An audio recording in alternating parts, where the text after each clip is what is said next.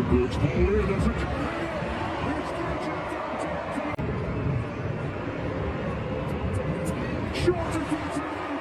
Somerville, Marlins on his way to the middle. Somerville hits the shot. Goodness gracious.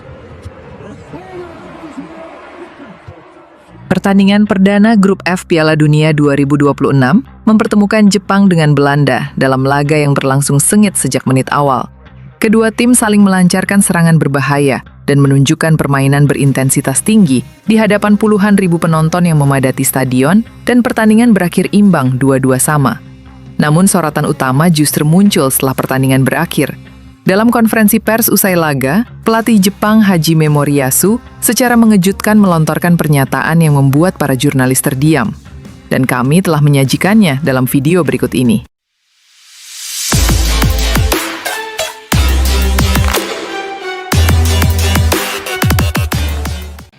Duel antara Belanda dan Jepang mempertemukan dua tim dengan karakter permainan berbeda, namun sama-sama dikenal memiliki disiplin tinggi dan organisasi permainan yang solid.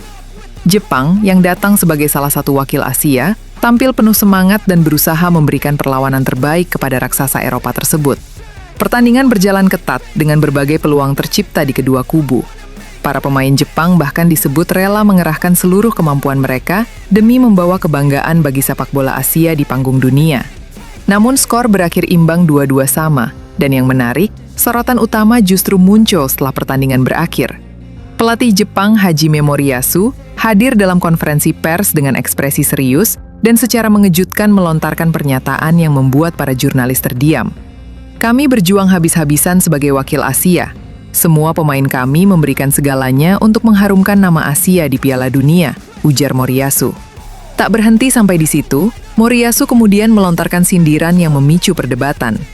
Kadang saya melihat ada pihak yang memiliki akar dan darah Asia, tetapi memilih jalan yang berbeda.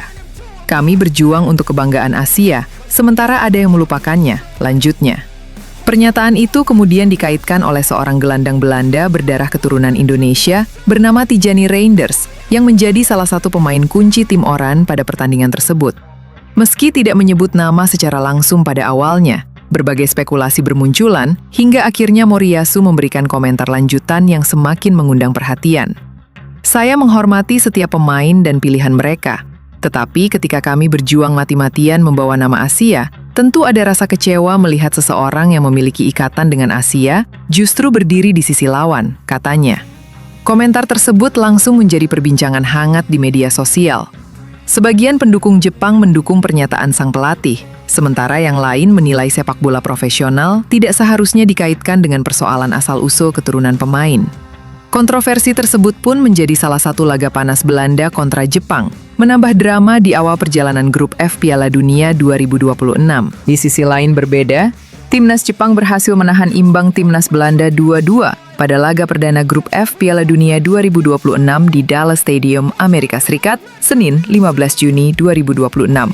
Gol menit-menit terakhir yang dicetak Daichi Kamada membuyarkan kemenangan di depan mata The Orange yang unggul 2 kali berkat gol Virgil van Dijk dan Crescencio Somerville. Hasil ini membuat persaingan Grup F Piala Dunia 2026 menjadi terbuka. Belanda dan Jepang sama-sama mengoleksi 1 poin dari pertandingan pertamanya. Belanda tampil dominan sejak babak pertama dan langsung mengancam melalui Daniel Malen pada menit ketiga. Namun, kiper Jepang Zion Suzuki sigap menggagalkannya. Malen kembali mendapatkan kesempatan emas pada menit ke-34 dari sundulan yang meneruskan sepak pojok Tijani Reinders. Suzuki kembali tampil gemilang untuk menjaga gawang samurai biru tidak kebobolan. Jepang yang lebih banyak bertahan dan baru menciptakan peluang menjelang turun minum. Namun, upaya Ayase Ueda gagal membuahkan hasil. Skor imbang tanpa gol bertahan hingga babak pertama berakhir. Belanda memecah kebuntuan pada menit ke-50. Sepak pojok Ryan Gravenberch disundul Virgil van Dijk untuk membawa Orange unggul 1-0. Tapi keunggulan itu tidak bertahan lama. Jepang menyamakan kedudukan 7 menit kemudian berkat gol Keito Nakamura setelah memanfaatkan bola hasil tendangan Takefusa Kubo. Belanda memulihkan keunggulan pada menit ke-64 dari aksi individu Crescencio Somerville. Setelah menerima umpan dari Gravenberch, pemain sayap itu bergerak dari sisi lapangan sebelum melepaskan tendangan melengkung yang gagal dihentikan Zion Suzuki. Saat Belanda diambang kemenangan, Jepang memberikan kejutan pada menit akhir pertandingan. Memanfaatkan sepak pojok, Daichi Kamada mencetak gol pada menit ke-89 dari sundulan meski dikawal ketat Van Dijk untuk memastikan laga berakhir imbang 2-2. Di sisi lain berbeda, tim nasional Belanda gagal meraih kemenangan pada laga pembuka grup F Piala Dunia 2026 setelah ditahan Jepang dengan skor 2-2.